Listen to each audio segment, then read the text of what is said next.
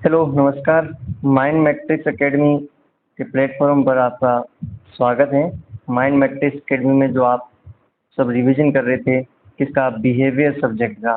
किसका रिवीजन कर रहे थे? बिहेवियर का। इसका अपन ने फर्स्ट पार्ट का वीडियो अपलोड कर दिया है।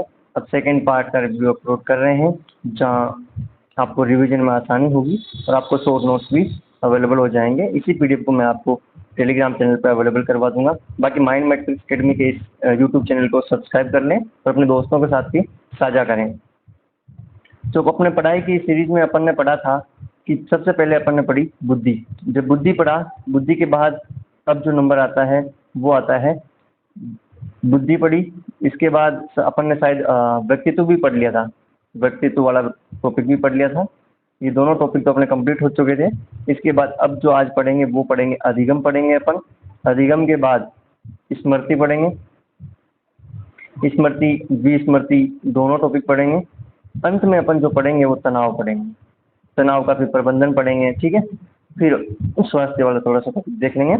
इसके बाद बिहेवियर का रिवीजन खत्म हो जाएगा। बिहेवियर सब्जेक्ट आपका एज ए रिवीजन कंप्लीट हो जाएगी। ये वीडियो अपलोड कर दूंगा, इसको आप जैसी भी स्पीड में देखना चाहें एक बार स्पीड में देख लें और अपना रिवीजन करते रहें। मेंस का पेपर लेट है तो प्रीलिम से पहले भी काफ़ी टाइम है, तो प्रीलिम से पहले भी देख लें और इसके बाद मेंस में जब होगा तो मेंस से पहले भी आप एक बार रिवीजन कर लें। उसके बाद अपने वापस इसमें नोट्स को ऐड ऑन करते रहें। कोई नया हो तो उसको ऐड कर लें, कभी एनसीईआरटी बुक से, कभी कोई रिपोर्ट आई से, जैसे भी आप चाहें उसे अपडेट कर लें नोट्स को, बाकी सफिशिएंट है।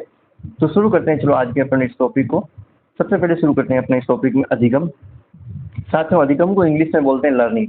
इसकी परिभाषा क्या होती है तो देखिएगा, प्रशिक्षण, अभ्यास और अनुभव के द्वारा व्यवहार में या व्यवहार की क्षमता में क्या करना है, व्यवहार में या व्यवहार की क्षमता में क्या करना है, स्थायी परिवर्तन करना। परिवर्तन कैसा? स्थायी। परिवर्तन कैसा? स्थायी। किसके द्वारा? प्रशिक्षण, अभ्यास, अनुभव के द्वारा। किस में परिवर्तन? व्यवहार और व्यवहार की क्षमता में स्थायी परिवर्तन ही क्या कहलाता है? अधिगम कहलाता है, ठीक है। इसके बाद चलता कोल्विन के अनुसार परिभाषा क्या है कि पहले से निर्मित जो व्यवहार है उसमें जो परिवर्तन होता है, किसके द्वारा परिवर्तन होता है? अनुभव से। अर्थात कोल्विन ने बोला था कि अनुभव से पहले से निर्मित, अनुभव के द्वारा पहले से निर्मित व्यवहार में परिवर्तन ही कोल्विन का अधिगम सिद्धांत, अधिगम की परिभाषा कहलाती है। इसकी विशेषताएं क्या थी? इसकी विशेषताएं क्या है किसकी? अधिगम की। तो एक तो देखो यहीं से उठा लो आप, स्थायी परिवर्तन होता है, व्यवहार में होता है, व्यवहार की क्षमता में होता है, इसके द्वारा प्रशिक्षण, अभ्यास, अनुभव के द्वारा होता है। और ये कैसा है? सृजनात्मक है। इसके बाद दक्षता बढ़ती है, इससे कौशल का विकास होता है। इस तरह से आप इसकी विशेषताएं भी लिख सकते हैं। इसका जो आगे वाला जो टॉपिक लिखा हुआ है इसके बाद अधिगम के टॉपिक के अंदर कि अधिगम की शैलियाँ, इस पर भी चर्चा कर लेते हैं। तो अधिगम का चरण क्या है तो वो चरण भी आप देखना। सबसे पहले क्या? प्रत्यक्षीकरण। किसी भी चीज़ को आप देखते हो या फिर किसी को का प्रत्यक्षीकरण करते हो। इसके बाद उस सूचना का प्रसंस्करण करते हो कि ये सूचना कितनी काम की, क्या है उस सूचना पर आप विचार करते हो, ठीक है। इसके बाद व्यक्तित्व प्रतिरूप बनता है, जो परिवेश से क्या करता है? अंतः क्रिया करता है। ये इसका चरण है। बाकी अपन जो शैलियाँ हैं वो शैलियाँ देखते हैं। शैलियों पर ज़्यादा फोकस करना। ये शैलियाँ किसने दी? तो एंडरसन नाम का एक वैज्ञानिक था, उसने ये शैलियाँ दी थी। अब इसमें जो शैलियाँ हैं उसमें मुख्यतः शैलियाँ कितनी पढ़ते हैं अपन? दो शैलियाँ पढ़ते हैं। देखिएगा, मैं आपको बता दूँ एक बार क्या पढ़ेंगे अपन। दो शैलियाँ पढ़ेंगे। देखिएगा दोनों शैलियाँ कैसे पढ़ेंगे। पहली शैली कौन सी है? संबंधात्मक शैली। कौन सी शैली है? संबंधात्मक शैली। और दूसरी शैली कौन सी है साथियों? विश्लेषणात्मक शैली। विश्लेषणात्मक शैली। कैसी? विश्लेषणात्मक शैली। देखो अब दोनों में अंतर कैसे कर सकते हैं। यहाँ पर एक आर्ट्स के स्टूडेंट को लेके चल लें आप और यहाँ पे एक साइंस के स्टूडेंट को लेकर चल लें, तो आपको ये आसानी से समझ में आ जाएगी कि ये शैलियाँ क्या है। सबसे पहले देखो अधिगम का तरीका क्या होगा।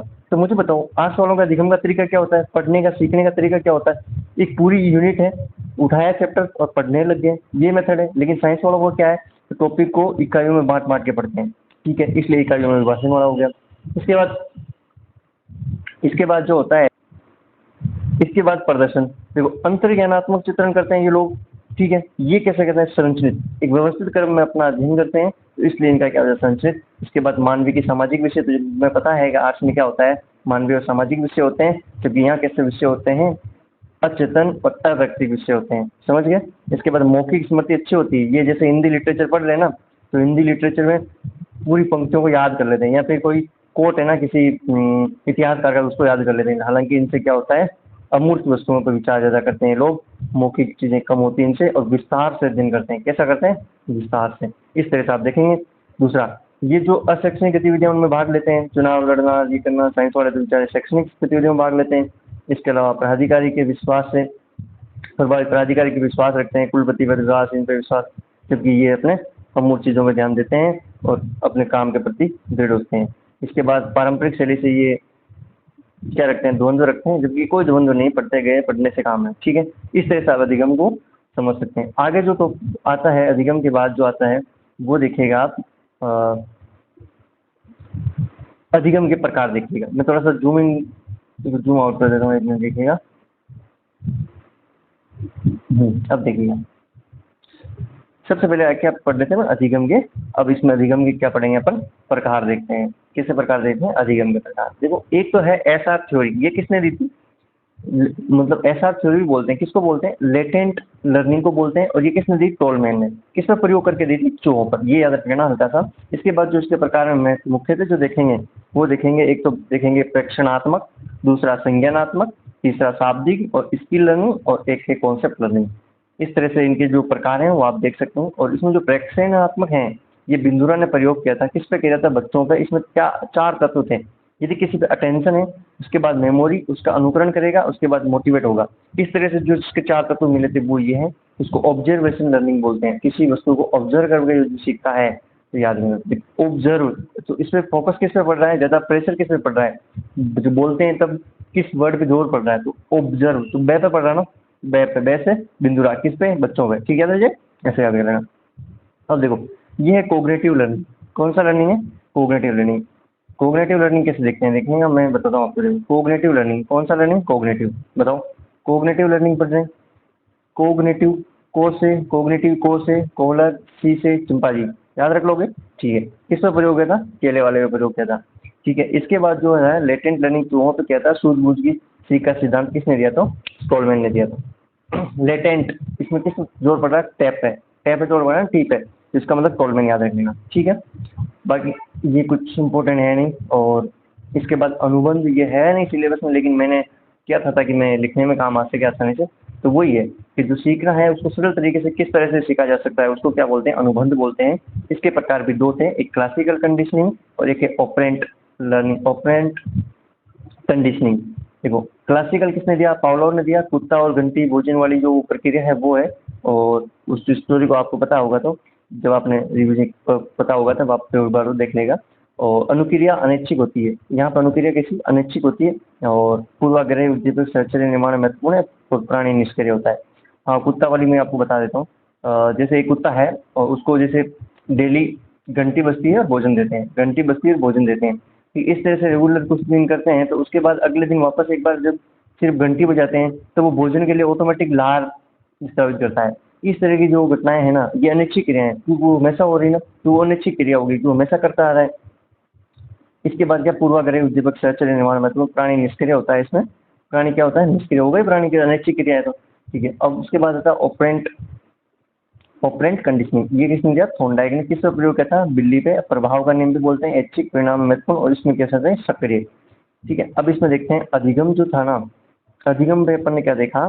तो स्थायी परिवर्तन था, सृजनात्मकता थी, अनुभव शामिल है, अनुक्रियात्मक प्रक्रिया है। ये क्या क्या है? ये सब विशेषताएं हैं किसकी? अधिगम की। तो अब आगे वाला देखते हैं इससे। देखो, देखो इसमें अधिगम। ठीक है। अब अधिगम में अपन ने वो देख लिया कि भाई इसके प्रकार क्या है, इसकी शैलियाँ क्या है, इसकी डेफिनेशन क्या है, इसकी विशेषताएं क्या है। अब देखो, इसको प्रभावित भी होता है क्या किसी से? तो प्रभावित तो होता ही है। देखो, पूर्व ज्ञान, पूर्व ज्ञान समझ गए। पहले से कुछ अधिगम किया हुआ है आपने, कोई चीज़ सीखी हुई, तो नई चीज़ को सीखने में आपको टाइम लगता है। ठीक है। इसके बाद आयु, आयु के अकॉर्डिंग आपको पता है एक छोटा बच्चा को यदि कोई चीज़ सिखाई जाती है तो वो सीखने के प्रति लालायित हो, सीख जाता। तो परिपक्वता कैसा? परिपक्वता थकान है तो आप सीखने के प्रति इंटरेस्ट नहीं लेंगे। विशेष सामग्री, इस तरह से कुछ के ये जनरलाइज आंसर है। अब जनरल सी चीज़ें जो आपको नॉर्मल से पता है वो लिख दीजिए, तो भी आपको इसमें मार्क्स मिल जाते हैं यहाँ तो। लेकिन वर्ड्स थोड़े क्या अच्छे लिखे, जैसे परिपक्वता, पूर्वाधिगम, ठीक है, और थकान। कोई ऐसे ऐसे कुछ वर्ड्स ढूंढ के लिखो ना, जहाँ ऐसा नहीं कि थक जाता है इस वजह से नहीं, ये चीज़ें नहीं करनी है। बाकी एकदम परफेक्ट तरीके से लिखा है ना। यहाँ देखो, मैं एक चीज़ आज भी आपके सामने रख देता हूँ कि यदि कोई सब्जेक्ट है ना वो 20 मार्क्स वाली, RS के अंदर उस सब्जेक्ट में एक तो इम्पोर्टेंट हो गया उसमें फैक्ट, ठीक है, और दूसरा उसमें हो गया लैंग्वेज। कौन सी होगी? लैंग्वेज। और तीसरा इंपॉर्टेंट है उसमें प्रेजेंटेशन, कि आपकी प्रेजेंटेशन कैसी है, क्या कैसी है, प्रेजेंटेशन कैसी है। और चौथा जो मैं मानता हूँ उसके अंदर यह है कि आप एक्स्ट्रा क्या कर रहे हो, एक्स्ट्रा अच्छी तरीके से कुछ बना के आ रहे हो, कुछ चीज़ें अच्छी एक्स्ट्रा दे के आ रहे हो, तब तो आपका इसमें क्या है, फायदा है। इसके बाद जो है, अब अच्छी बात क्या है, देखो अच्छी बात बता रहा हूँ आपको, कि प्रयोग जो करते हैं ना, ये सिद्धांत है, इनका प्रयोग अपन कहाँ कर सकते हैं, अपने डेली लाइफ में कहाँ कर सकते हैं, ठीक है, इसका फायदा क्या होगा। देखो इसका जो प्रयोग है ना, अपन शिक्षण विधि में कर सकते हैं, वांछित व्यवहार में कर सकते हैं, संगठन बना लेते हैं तो उसमें कर सकते हैं। इसके बाद बच्चों को सिखा सकते हैं लालन पालन करके, और लालन पालन होता है उस विधि में जिनको अच्छी तरह से फॉलो किया जाए, बच्चों को अच्छे से सिखाया जाए, तो निश्चित ही एक अच्छा आउटपुट मिल सकता है, और बच्चों का जो अधिगम भी है वो प्रभावशाली हो सकता है, अधिगम प्रभावशाली हो सकता है। आगे देखिएगा, अच्छा टॉपिक आता है स्मृति। साथियों मैं ये मानता हूँ कि बिहेवियर सब्जेक्ट को ना, बच्चा यदि RS की तैयारी करना आता है ना, उसको सबसे पहले दो चीज़ें पढ़ा देनी चाहिए। RS की तैयारी यदि उसका मानस है कि बिल्कुल ही RS ही बनना है, तो दो सब्जेक्ट मेरे आइडिया से उसको पढ़नी चाहिए। पहली होती है बिहेवियर, जहाँ बहुत कुछ सीखते हो अपने व्यवहार के बारे में भी, और इसके बाद अपने कुछ स्मृति के बारे में, अधिगम के बारे में, उन चीज़ों का यदि आप फॉलो करते हो, आप इंटरेस्टेड, उसमें क्या नया नया इंटरेस्ट होता है तो व्यक्ति उनको फॉलो करने लगता है। दूसरी सब्जेक्ट जो मैं मानता हूँ हर नागरिक के लिए जरूरी है, वो है इथिक्स। साथियों इथिक्स, इथिक्स अर्थात नीति शास्त्र। साथियों नीति शास्त्र पूरा जिंदगी का नीति शास्त्र है, ये केवल मात्र पढ़ने का नहीं, पूरी जिंदगी का नीति शास्त्र है। इसको निश्चित ही अपनी लाइफ में फॉलो करना चाहिए। इथिक्स से ही समाज को एक सही राह दिखा सकती है। इस चलो शुरू करते हैं अपनी स्मृति को। देखो स्मृति क्या है, सबसे पहले तो ये है कि स्मृति है क्या है। तो क्या है, एक सूचना संग्रहण है जो लंबे समय तक बनाए रखना है, लंबे समय तक बनाए रखना है, वो क्या कहलाता है, स्मृति कहलाता है। चलो ये क्या है, देखो एक प्रक्रिया है। कैसे है, इनकोडिंग, पहले कोई भी कुछ सूचना आई, उसका कोडिंग हुआ, इसके बाद उसका स्टोरेज हुआ, इसके बाद पुनरुद्धार हुआ। पुनरुद्धार का मतलब ये हुआ उसको वापस में यूज कर रहे हैं अपन, या उसमें कोई वैल्यू एडिशन हुआ। ये सारी चीज़ें इस तरह से एक प्रक्रिया है, पूरी प्रोसेस है। इसके कुछ मॉडल पढ़ेंगे ना, जैसे मॉडल पढ़ेंगे तो याद रखना कितने मॉडल पढ़ेंगे स्मृति में, 4 मॉडल पढ़ेंगे। कितने मॉडल पढ़ेंगे, 4। 4 कौन कौन? एक तो स्टेज मॉडल, स्टेज मॉडल किसका, स्टेज मॉडल किसका, एंड क्रिश्चियन का पढ़ेंगे, 1968 में दिया था। इसके बाद वर्किंग मॉडल किसका, टोल्विंग का 1973 में दिया। बोटलेट मॉडल किसका, बोटलेट का मॉडल पढ़ेंगे। और प्रकरण स्तर मॉडल किसका है, क्रेग लॉकहार्ट का। चारों मॉडल पढ़ेंगे, चारों मॉडल को याद रख लेना, ठीक है। Stage model and working model टोल्विंग, बोटलेट का बोटलेट, प्रकरण स्तर मॉडल का क्रेग लॉक।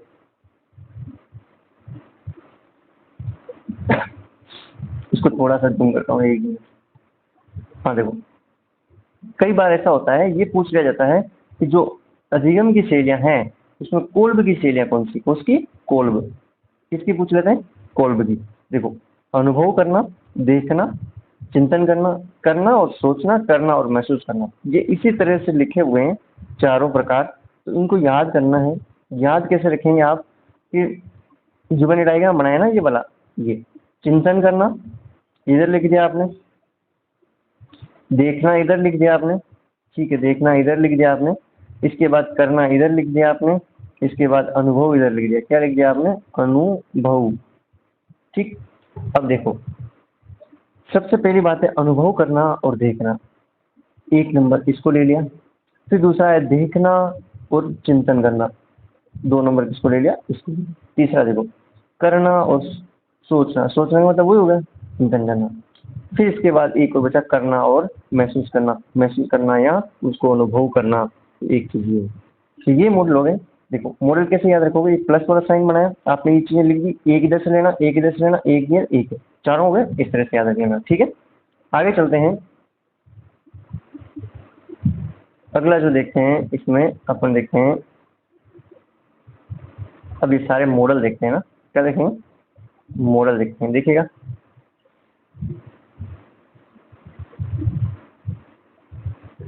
सारे मॉडल दिखा रहा हूँ, यहाँ मॉडल देखिएगा एक बार, याद हो जाएंगे सारे, देखना भी बिल्कुल एकदम आसान से लेकर याद कर दूँ। चलो देखो, पहला किसका था, स्टेज मॉडल। स्टेज मॉडल किसका था, एंटिकिसन। एटकिंसन जो भी आप बोले, एटकिंसन सिफ्रिन, ये दोनों का था, 1968 में दिया था। कौन सा मॉडल? Stage model. देखो 3 मेमोरी बताई इसमें, एक होती है संवेदी मेमोरी, जो जैसे प्रारंभिक रूप से जो सूचना आती है वो किसमें जाती है? संवेदी मेमोरी। तो मेमोरी कितनी बताई इसमें? 3। कब दिया? 1968। कौन कौन सी मेमोरी? संवेदी मेमोरी, संवेदी स्मृति बोलते हैं जिसको, इसके बाद short term memory, long term memory, तीनों मेमोरी होगी। ठीक है, अब देखना, इन्फॉर्मेशन सबसे पहले किस में आएगी? इस संवेदी मेमोरी में आएगी। किस में आएगी? इस संवेदी मेमोरी में आएगी। फिर इसके बाद आएगी शॉर्ट टर्म में, फिर इसके बाद लॉन्ग टर्म में। याद आ जाएगा। अब देखो इसकी विशेषताएं सारी क्या है। देखो सबसे पहला है 1 सेकंड रहती है किसमें? संवेदी स्मृति में। जैसे आप रोड पर खड़े हो, जैसे बाइक निकली, उसकी प्लेट में नंबर के ऊपर गया, तो 1 सेकंड के लिए उसके नंबर आपकी आंखों में छप गए एकदम प्रॉपर, लेकिन फिर उसके बाद आप भूल सकते हैं। यदि उसका वापस उसको कुछ चित्रात्मक विधि से या खंडन विधि से या फिर ध्वनि से कैसे आप मतलब किसी चीज में वापस फोकस नहीं किया, तो वो वापस वो डिलीट हो जाएगी। वरना वो अटेंशन हो गया, उस पर अटेंशन हो गया तो किसमें चल जाएगी? अल्प मेमोरी में चल जाएगी। ठीक है, अब देखो चित्र हो सकता है, दृष्टि हो सकता है, ध्वनि हो सकती है, ये सारी चीजें हो सकती है किसमें? जब प्रारंभ में सूचना आती है, किसी ने आवाज दी तो वो भी हो सकती है। जैसे बल्ब बुझने पर भी उजाला प्रतीत होता है, जैसे बल्ब बुझ गया तो भी उजाला हुआ थोड़ी देर के लिए, समझ गए।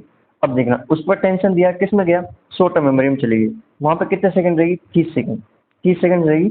भंडारण कैसा होता है इसमें? बहुत कम होता है। और भंडारण इसमें बहुत ज्यादा, इसमें भी जो भंडारण ठीक होता है, बहुत ज्यादा किस तरह में होता है? किसमें? संवेदी वाले में।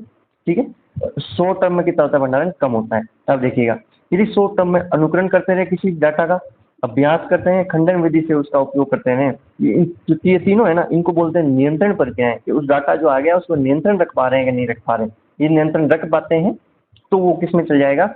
दीर्घ मेमोरी में चल जाएगा, दीर्घ स्मृति में चल जाएगा, लॉन्ग टर्म मेमोरी में चल जाएगा, जहाँ पे कैसा हो जाएगा? स्थायी और सीमित है, खूब डाटा भर सकते हो आप।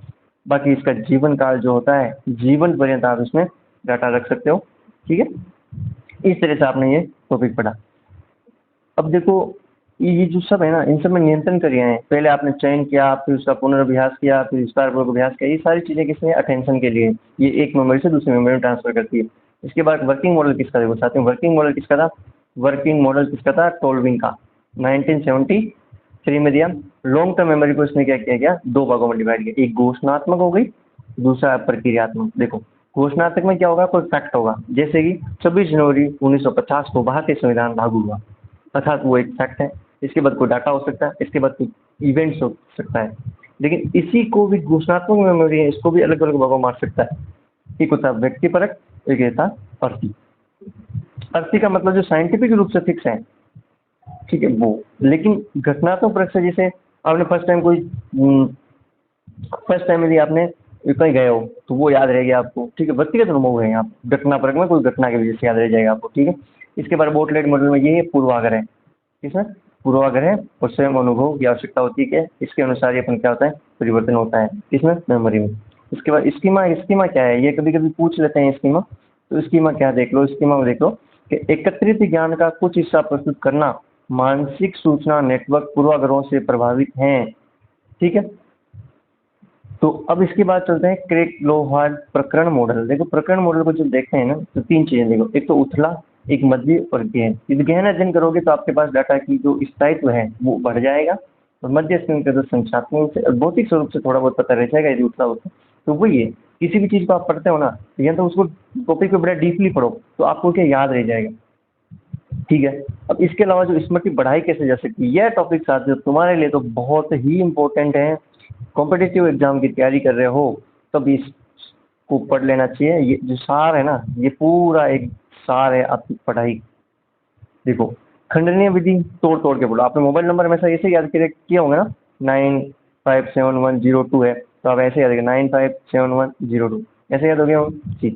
पहला अक्षर उठा के याद कर लेते हो कई बार, कि जो मॉडल होते हैं, जैसे मान लो अभी आपको मेमोरी है, जैसे एक तो मेमोरी दी आपको लॉन्ग टर्म मेमोरी है, एक आपकी होगी शॉर्ट टर्म मेमोरी, तो आपने एसएल करके याद रख लिया क्या एसएल होती है। ठीक, ऐसे ऐसे कुछ फर्स्ट अक्षर उठा लेते हैं, जैसे शॉर्ट टर्म का क्या उठाया अपन ने? एस, लॉन्ग टर्म का क्या उठाया? एल। इस तरह से याद कर सकते हैं। इसके बाद मानचित्र बना लो, कीवर्ड्स भी ले सकते हैं, कुछ कीवर्ड्स उठा लो वहाँ से। इसके बाद मानचित्र बना के अपन जैसे झीलों वगैरह को देखते हैं ना, तो ऐसे राजस्थान वगैरह कुछ मैप बनाते हैं, यहाँ ये यहाँ ये यहाँ ये, तो आपको याद रह जाएगा सारी सारी जगह कवर कर रहा है, इसका मतलब आपको वो भी याद रह जाएगा। फिर मुख्य शब्द विधि कर सकते हैं, स्थान विधि भी कर सकते हैं। इसके बाद जो है PQRST रॉबिन्सन का है वो याद करो, अवरोध कम होता है इससे। पर SQ4R ये भी अच्छा है, देखो क्वेश्चन करो, मतलब सर्वे करो उस चीज़ का, फिर उसके बाद कुछ क्वेश्चन आए हुए हैं उनको देखो, ठीक है, उसके बाद रिफ्लेक्ट करो, रीड करो, रिसाइट करो, रिव्यू करो। इसके बाद जो कारक हैं विस्मृति के कारक, विस्मृति का मतलब होता है भूलते हैं, अपन भूलते क्यों हैं, भूलते क्यों हैं, यहाँ पे भी ध्यान देना जरूरी है कि हम भूलते क्यों हैं।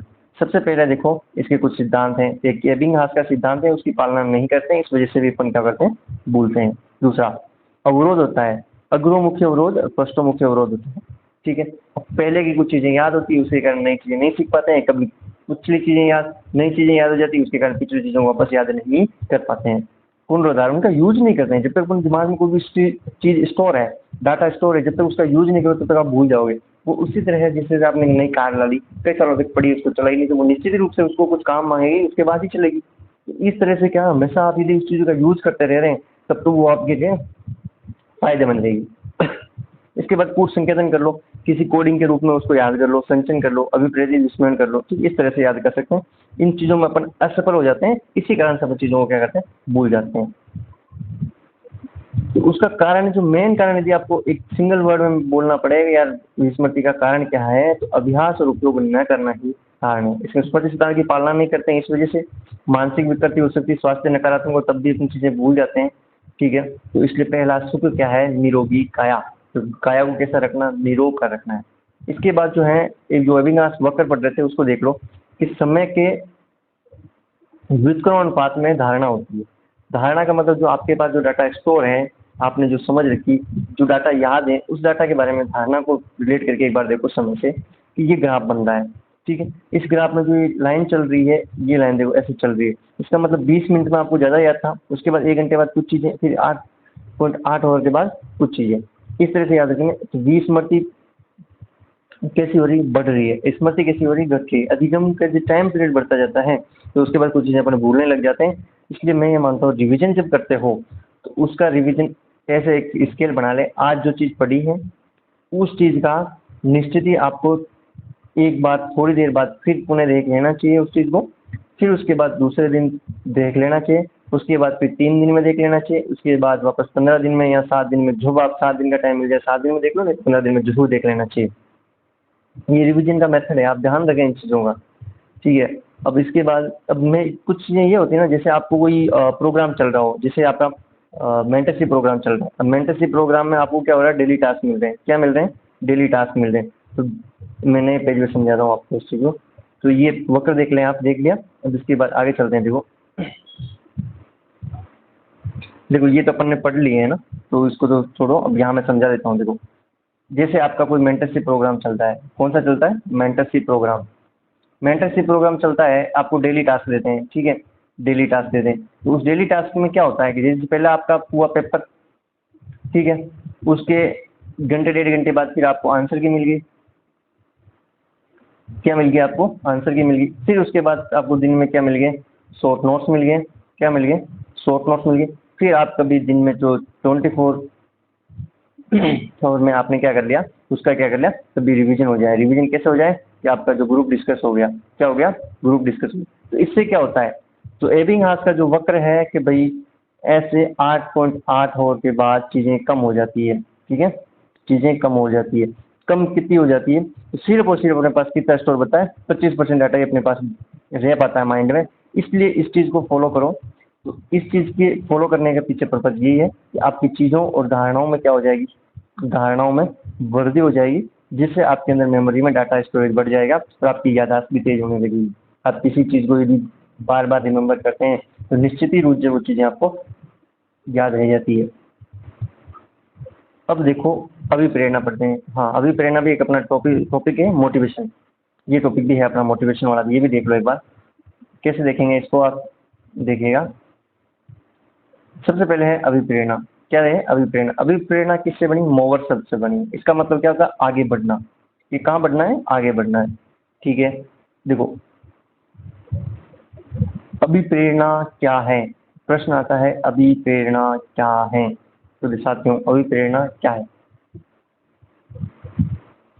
अभ्यास है।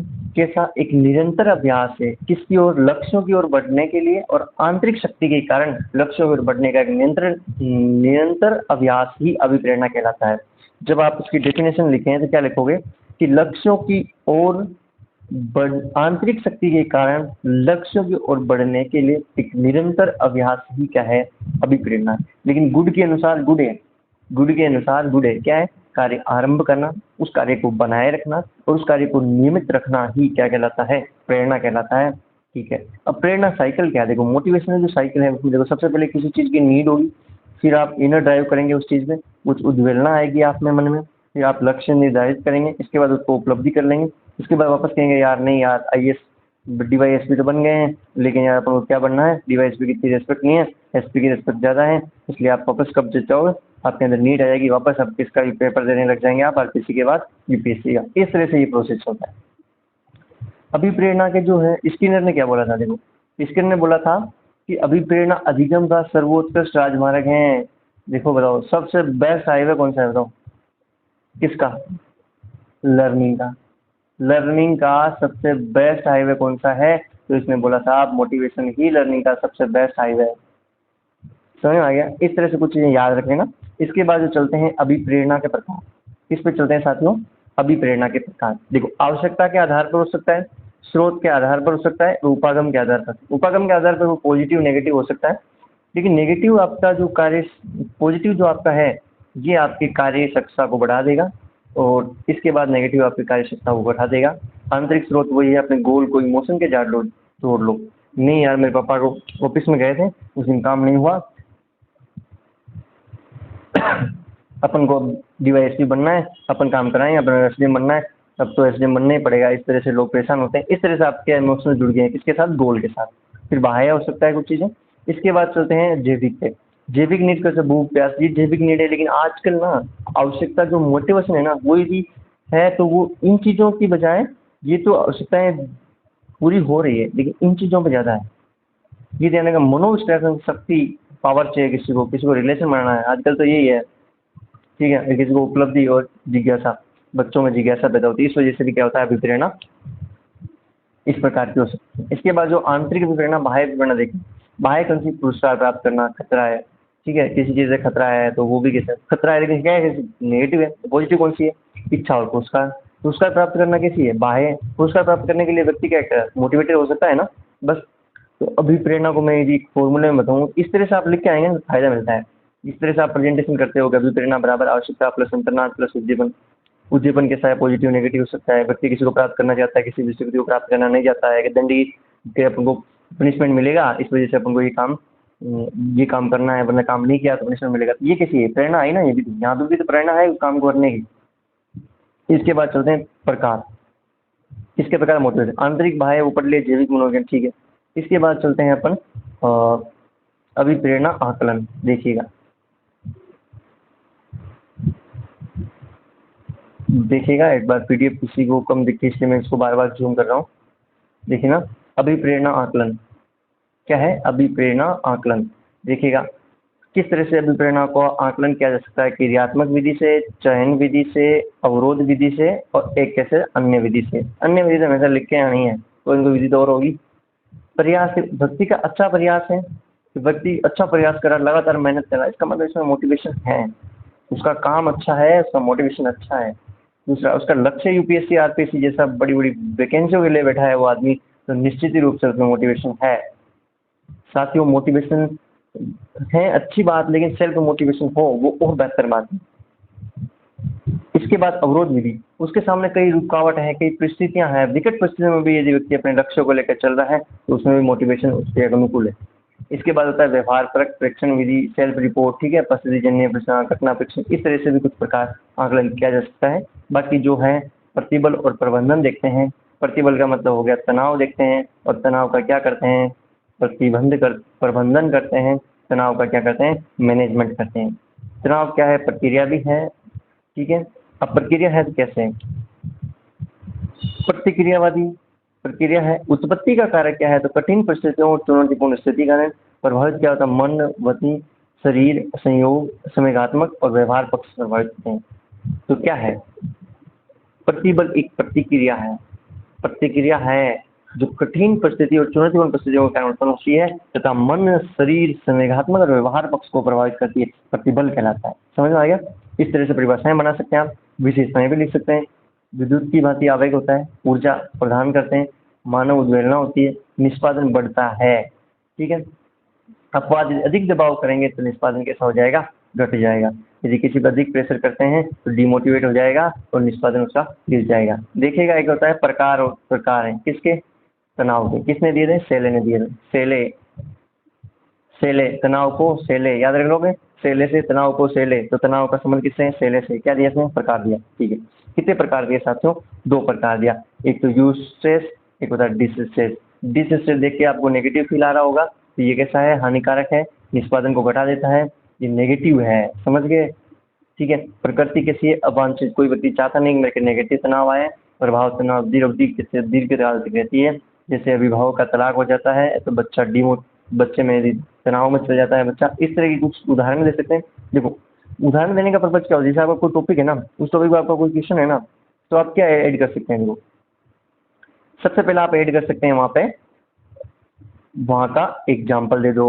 ठीक है, उसमें कुछ आप सुझाव दे दो। एक लाइन में कोई नंबर नहीं काटता है मेन से, और एक होता है प्रासंगिकता दे दो आप उसकी, आज क्या रिलेवेंस है, ये आप एक्स्ट्रा कर सकते हैं। आंसर तो आपने लिख दिया, लेकिन ये चीज़ें लिखने से क्या क्लैरिफाई होता है चीज़ें, इसके पास, बंदे के पास कॉन्सेप्ट है, इसके पास समझ है, ये बंदा अच्छी तरह से इन चीज़ों को अपनी लाइफ में मतलब व्यवहारिक करता है, तो ये चीज़ें आप इसमें लिख सकते हैं। ठीक है, तो यदि कोई ऐसी चीज़ हो नेगेटिव, चुनौतियाँ क्या है, कोई चीज़ ऐसी हो जिसमें चुनौतियाँ भी लिखनी पड़े, तो आप चुनौती भी लिख लें। इस तरह से कुछ चीज़ें आप एक्स्ट्रा कर सकते हैं। बाकी यूज स्ट्रेस का मतलब हो गया पॉजिटिव, और पॉजिटिव का मतलब इसका उल्टाकारी, लाभकारी, निष्पादन बढ़ता है, प्रकृति मध्यम है, थोड़े समय के लिए होता है, इच्छा ऊर्जा प्रेरणा मिली, जैसे जो स्टार्ट करते हो तो देखिए उसमें जल्दी उठ के भागते हो, इन चीज़ें थोड़ा सा ध्यान रखना। ठीक है, इसके बाद चलो आगे चलते हैं, बहुत अच्छा टॉपिक देखते हैं, वो जो अपन डी स्ट्रेस देख रहे थे, इसी डी स्ट्रेस को अपन क्या करते हैं, आगे बढ़ाते हैं।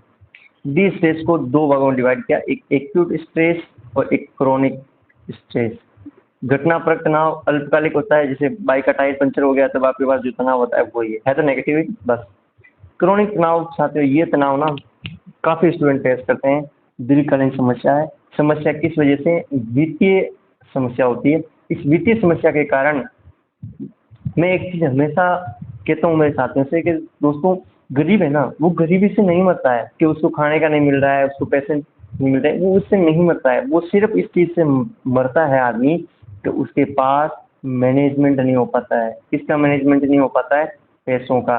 क्योंकि गरीब स्टूडेंट है या गरीब व्यक्ति है तो सबसे पहले देखेगा मेरे पास 2,000 रुपये, 10,000 रुपये, जो भी आपके पास, मान लो 10,000 है तो इतना उसको दे देंगे, इतना उसको दे देंगे, इतना उसको, फिर अपने पास इतना ही बचेगा, फिर इसको कैसे करेंगे। इन चीज़ों का मैनेजमेंट से मर जाता है वो आदमी। ये मैनेजमेंट, पैसों का मैनेजमेंट है ना, व्यक्ति को खोखला करके रख देता है। दीर्घकालीन समस्याएं हैं, ये इसको बोलते हैं क्रोनिक स्ट्रेस, याद रखना। इसके बाद होता है प्रतिबल की प्रकृति। देखो, प्रतिबल है उसकी प्रकृति कैसी है, तो पहला बोलते हैं प्रतिक्रियावादी है। कैसे? ये हैंस सेले ने बोला कि मांग के प्रति शरीर की जो औष्णिक क्रिया होती है वो क्या है? प्रतिबल है। सामान्य उपलब्ध सिद्धांत दिया, इसको बोलते हैं गैस थ्योरी बोलते हैं। देखो, चरण क्या होता है? अलार्म, इसके बाद रेजिस्टेंस, इसके बाद होता है एक्सेशन। ठीक है, एक्सेशन याद रखेंगे। परिशांति चरण हिंदी वालों, प्रतिक्रिया चरण, प्रतिरोध, परिशांति चरण, ये तीनों चरण याद रखें ना, पीपी से स्टार्ट हो रहे हैं। ठीक है, इसके बाद क्या होता है? जैसे प्रारंभ में अपना तनाव आता है तो अपने नेगेटिव होते हैं, ये अपनी चेतावनी वाला समय होता है। इसके बाद अपना पॉजिटिव बढ़ता है, मतलब यू स्ट्रेस होता है। इसके बाद वापस अपना घटते हैं, डी स्ट्रेस होता है। इसके बाद परिशांति काल में चल जाते हैं। इस तरह से ये रहता है लेवल ऑफ स्ट्रेस है, और इधर परफॉर्मेंस है। ठीक है, इसके बाद जो आगे चलते हैं, तनाव प्रक्रिया के रूप में है, जो व्यक्ति और पर्यावरण के बीच की प्रक्रिया है। ठीक है, तो तनाव अभिप्रेत के रूप में तो वो अपन ने ये देख लिया है। इसके बाद जो है मोस्ट इम्पोर्टेंट, तनाव का प्रबंधन करना। तनाव किस चीज़ को प्रबंधन करना है? सभी को करना है। ठीक है, अब तनाव का प्रबंधन देखते हैं। क्या देखते हैं? तनाव का प्रबंधन देखते हैं। तनाव का जो प्रबंधन है, तनाव का प्रबंधन कैसे करेंगे? तो लेजरस फोकमैन ने बोला था कि प्राथमिक और द्वितीयक 2 बताएं। प्राथमिक दृष्टिकोण से नकारात्मक घटना का मूल्यांकन करके इस तरह से अपन कर सकते हैं कि जिसकी समस्या ये है, इस समस्या का समाधान को इस तरह से तनाव प्रबंधन करें। दूसरा, क्षमता और संसाधन का मूल्यांकन करके भाई इसमें तनाव कैसा है।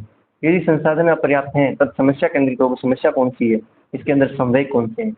तो इस तरह से 2 तरीके हो सकते हैं। इसके बाद देखें तनाव के प्रकार, वही भौतिक, मनोवैज्ञानिक, सामाजिक, जितने तनाव के प्रकार लिख सकते हो सारे लिख दो। भौतिक पर्यावरण से होंगे, और मनोवैज्ञानिक वो है मानसिक, दिमाग में फिट कर लिया अपन को प्री में 150 नंबर लाने हैं, लेकिन 150 नंबर को क्या करोगे, कोई काम करनी ना बस, लेकिन 100 नंबर तो लेना, 100 नंबर तो लेके आना, ठीक है। तो दूसरा है सामाजिक, बीमारी, पड़ोसी, द्वंद्व, ये चीज़ें इसके कारण सामाजिक हो सकता है। शारीरिक तनाव भी हो सकता है, इन चीज़ों में देखना। तनाव के स्रोत कौन से हो गए, तनाव के स्रोत हैं उनको बोलते हैं प्रतिबलक, कैसे सामाजिक हो सकते हैं, ठीक है। इसके बाद मनोवैज्ञानिक हो सकते हैं, इसके बाद पर्यावरणिक कारक हो सकते हैं, शारीरिक कारण हो सकते हैं, ये तनाव के स्रोत हो सकते हैं। जीवन की कुछ घटनाएं, घर बदलना, संबंधों में टूट जाना, न्यू घर में जाना, ये चीज़ें तनाव की घटनाएं हो सकती है। परेशान करने वाली घटनाएं, कुछ को पड़ोसी परेशान करते हो बार बार, तो ये भी तनाव ही है। आघातकालीन घटनाएं, जो चिंताएं, कोई भी दुर्घटना है वो याद रह जाए। अब जो इसका प्रबंधन कैसे करोगे, तो इसका ध्यान रखना, सबसे पहले नियमित व्यायाम करो, फिर शांति तकनीक करो, विश्राम करो आराम से, संज्ञानात्मक व्यवहार तकनीक अपनाओ, यौगिक अभ्यास करते रहो, अभिरुचि के अनुसार कार्य करते रहो, जैविक प्रतिपुष्टि करो, या सृजनात्मक मानस प्रत्यक्षीकरण करो। इस तरह से कुछ ये प्रकार हैं, इनको आप लिख सकते हैं। संभावनाएं इसकी ये बनती है कि ये 50 वर्ड में आ सकता है। तो सबसे पहले इसकी डेफिनेशन लिख लो, फिर इसके तरीके हैं, सबको एक एक लाइन में बता दोगे, इससे में आपका काम हो जाएगा। लास्ट पढ़ते हैं, मोस्ट वेरी वेरी इंपॉर्टेंट, देखिएगा तनाव का मुकाबला कैसे करें, समझ गए, तनाव का मुकाबला कैसे करें। तो एडलर और पार्कर का जो सिद्धांत है, इसको फॉलो करके भी किया जा सकता है। टास्क ले लें अपने पास, इमोशन रखें, अवॉइडेंस, जो फालतू की चीज़ें उनको अवॉइड करो, क्यों फालतू लोड लेना है। लेजर स्पोक मैंने वही, समस्या केंद्रित, समय केंद्रित, तकनीक, विश्रांति, वो फीडबैक वाली देने, सृजनात्मकता, व्यायाम, ये सारी तकनीक है। देखो अब इसके लक्ष्य, कुछ लक्षण लिखते हैं ना, लक्षण लिखो ना, तो ऐसे डायग्राम बनाया वो, ऐसे बिल्कुल एकदम, ये बनाया, इसके बाद ये बनाए, ये ऐसे किया, ये आपने बना दिया। अब ये डिवाइड कर दो, यहाँ पे फिजिकल चीज़ें लिख, फिजिकल मतलब लक्षण लिख लिए, यहाँ पर कोग्निटिव लक्षण लिख लिए, फिर यहाँ पर आपने इमोशनल लिख लिए, ठीक है। फिर यहाँ पर कुछ लिख लें बिहेवियर, बिहेवियर कैसा हो जाता है, ये हो कैसा हो जाता है, नशा करने लग जाता है, ये चीज़ें। फिजिकल कैसा होता है, ये होता है, ब्लड बढ़ जाता है, ये बढ़ जाता है। कोग्निटिव में गलत नहीं लेता है, डिसीजन सही नहीं होता है, ठीक है। इस तरह से लिख सकते हैं। फिर समझदार में अवसाद में व्यक्ति एकांत रहता है, उदास रहता है, इस तरह की चीज़ें लिख के आते हैं, तो बहुत अच्छा, प्रेजेंटेशन बहुत अच्छी लगती है। देखो 50 वर्ड में भी यदि आता है ना, आप ऐसे भी लिख के आएंगे तो आप टेक्स्ट तो पूरे लिखें, प्रेजेंटेशन में बहुत अच्छे मार्क्स हैं। कभी कभी आप ऐसे बना दिया हो, जैसे 4 किसी के भाग है ना, तो उस पर ऐसे बना दिया हो, क्या बन गया है, कंप्यूटर, क्या बन गया, कंप्यूटर, समझ आए। और कभी कभी आप ऐसे लिख दिया करो, मेन कीवर्ड्स को ऐसे लिख लो, फिर इसको ऐसे, फिर इसको ऐसे, ऐसे उसके भाग लिख दें, तो ये अच्छा लगता है यार, देखने में अच्छा लगता है। देखो कुछ आरएस में जो प्रेजेंटेशन को लेके जो हवा बनी हुई ना, वो मेरा क्या मानना है। देखो प्रेजेंटेशन है ना, प्रेजेंटेशन कुछ नहीं है, प्रेजेंटेशन सिर्फ वही है कि जो कॉपी चेक करने वाला है उसका काम क्या कर दो आप, आसान कर दो। आपको ऐसा लगना चाहिए, मैं यदि कॉपी चेक करूँ यार मुझे ये कितना अच्छा लगे, बस वही चीज़ है। वो पिक, एक तो मैं इन चीज़ों को पैराग्राफ में लिखता तो वो आदमी ध्यान भी नहीं देता, और वो चीज़ें अच्छी भी नहीं लगती, उसको जोर भी आता है कॉपी चेक करने। और एक ही चीज़ें मैंने यहाँ लिखी है, ऐसे लिखी है, कितना अच्छा लगेगा। यही है प्रेजेंटेशन। प्रेजेंटेशन वही है जहाँ आप जो कॉपी चेक करने वाला है उसका काम आसान कर दो। समझ में आ गया, बस। एक होता है सामाजिक स्वास्थ्य के संबंध में प्रतिमान क्या है, तो देख लो, जैविक हो सकते हैं, मनोसामाजिक हो सकते हैं, तनाव, वैद्य, सामाजिक होते हैं, जीवन कौशल, समय प्रबंधन करो, इस तरह से आप स्वास्थ्य को प्रमोट कर सकते हो। और अब जो इम्पोर्टेंट बात है वो बात ये है कि साथियों, ये बिहेवियर का तो अपन ने रिवीजन करवा दिया, किसका रिवीजन करवा दिया, बिहेवियर का तो अपने पास क्या हो गया, रिवीजन हो गया। अब मैं कुछ और छोटे सब्जेक्ट का रिवीजन भी लेके आ जाऊँगा। और अच्छी बात ये है कि ये जो पीडीएफ है, ये पीडीएफ अपन को अवेलेबल मैं करवा दूंगा टेलीग्राम चैनल पर। कौन सा टेलीग्राम चैनल, तो हमारा जो टेलीग्राम चैनल है उसका नाम भी क्या है, माइंड मैट्रिक्स अकेडमी। क्या नाम है, माइंड मैट्रिक्स अकेडमी। और जो ये वीडियो है, ये वीडियो अवेलेबल ही रहेगा इसी चैनल पे, यूट्यूब चैनल पे। और इस चैनल का नाम भी क्या है, यूट्यूब चैनल का क्या नाम है, माइंड मैट्रिक्स अकेडमी, ठीक है। तो आप क्या कर सकते हैं, इसको सब्सक्राइब कर लें, और कुछ कमेंट बॉक्स में ऐसी बात बता दें जो हमें नेक्स्ट वीडियो में हम लेके आएँ, किस में लेके आए, हम नेक्स्ट वीडियो में लेके आए, या किस टॉपिक पर हम नेक्स्ट वीडियो लेके आएँ, टॉपिक कौन सा, वो भी आप इसमें बता दें, किस चीज़ का आपको रिवीजन करना है। बाकी हमने प्रीलिम्स की स्ट्रेटेजी क्या है वो बता रखा है, कुछ करंट की क्लास मैंने डाल रखी है, और भी मैं क्लास लेके आऊँगा। और इसके अलावा मैं सोच रहा हूँ इकोनॉमिक सर्वे की भी एक सिर्फ याद करने वाली सीरीज लेके आऊँ। कौन सी, जहाँ सर्वे आपने पढ़ लिया होगा, लेकिन अब सिर्फ समय किसका आ गया, याद कराने का। तो आप बता सकते हैं कि आपको क्या चाहिए इसमें। और बाकी मैं शॉर्ट नोट्स मेरे जो भी होंगे मैं आपको इसी टेलीग्राम चैनल पर अपलोड करवा दूंगा। और बाकी अपने दोस्तों के साथ साझा करें, वो भी इस वीडियो को देखें। ये पार्ट 2 है, पार्ट फर्स्ट मैंने पहले अपलोड कर लिया है। आप हमारे जो प्ले लिस्ट है मेंस RS मेंस कौन सी है, RS मेंस रिवीजन, इस प्ले लिस्ट में जाके आप ये दोनों वीडियो देख लें। बाकी और मैं वीडियो अपलोड कर दूंगा। थैंक यू, धन्यवाद माइंड मैट्रिक्स अकेडमी से जुड़ने के लिए आपका बहुत बहुत आभार।